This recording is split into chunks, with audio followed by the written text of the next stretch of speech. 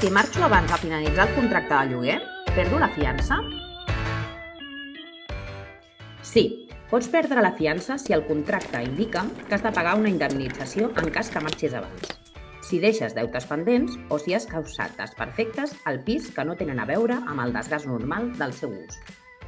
La persona propietària farà servir la fiança per cobrir la indemnització que deus, les despeses que no has pagat o les que es generin en arreglar els danys que has fet al pis.